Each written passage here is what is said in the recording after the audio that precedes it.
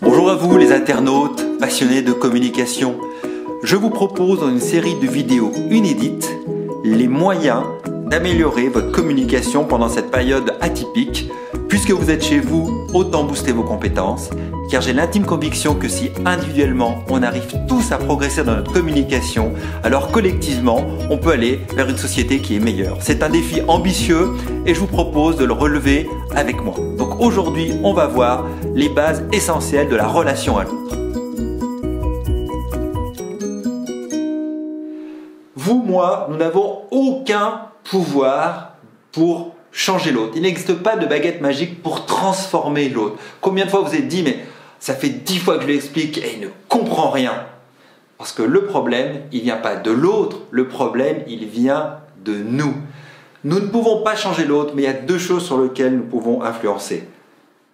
La manière dont nous envoyons notre message et la relation que nous avons avec l'autre. Dans toute relation, vous avez trois choses qui rentrent en ligne de compte. Vous avez l'émetteur, celui qui envoie le message. À l'opposé, vous avez le récepteur, celui qui reçoit le message. Et puis, le troisième point, ce qui unit les deux, que nous allons appeler le canal de communication. Quand l'émetteur envoie le message, déjà entre la manière dont vous pensez votre message dans votre tête, la représentation que vous en faites, et puis les mots qui vont verbaliser ce message, vous allez déjà avoir une déperdition d'informations. Pourquoi? Parce que la sémantique, les mots qu'on utilise, ne reflètent pas toujours l'idée que nous avons dans notre tête. Et dans la relation, donc dans ce canal qui nous unit à l'autre, on va avoir une série de déperditions d'informations. Parce qu'entre moi et l'autre, eh bien, il y a tout un tas de filtres. Des filtres environnementaux, des filtres éducatifs, des filtres on va dire liés à la période, liés au stress, liés à la compréhension du langage, bref, une série de fils, ce qui fait que entre le message que j'envoie et ce qui va arriver dans la tête de l'autre, il va y avoir une déperdition, une succession de filtres qui vont enlever certains mots, qui vont transformer certains mots, ce qui fait que quand l'autre va recevoir le message, il va déjà ne le recevoir que d'une manière partielle et souvent partiale. En plus, cette personne, quand elle va avoir ce message, elle va en faire une interprétation avec son cadre de référence, qui sera l'objet de la prochaine vidéo. Je vous expliquerai ce qu'on appelle le cadre de référence. Et ensuite, va vous donner une réponse, non pas en fonction du message que vous avez envoyé, mais de l'interprétation que cette personne a fait de ce message, c'est-à-dire en fonction de son cadre de référence.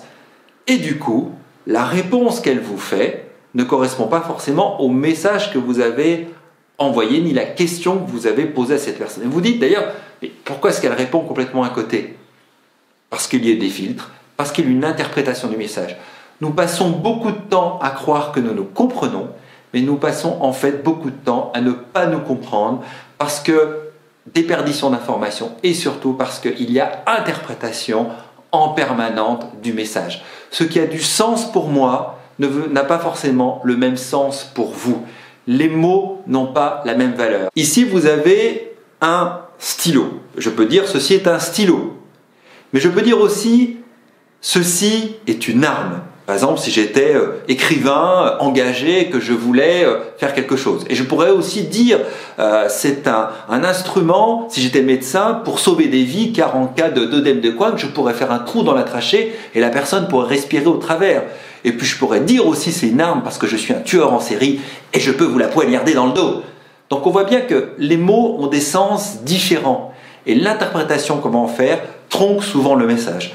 Donc la première des choses, si vous voulez améliorer votre communication, c'est que vous ne pouvez pas savoir ce que vous avez dit tant que l'autre ne vous en a pas fait un feedback clair. Donc demandez régulièrement des feedbacks. Arrêtez de dire « t'as compris ce que je t'ai dit ». Formulez plutôt la chose de la manière suivante.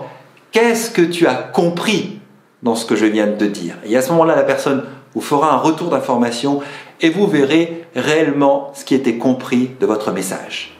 Donc, à retenir pour aujourd'hui, la leçon du jour en quelque sorte, vous ne pouvez pas savoir ce que vous avez dit tant que l'autre ne nous a pas fait un retour clair et qu'il n'existe pas de baguette magique pour changer l'autre.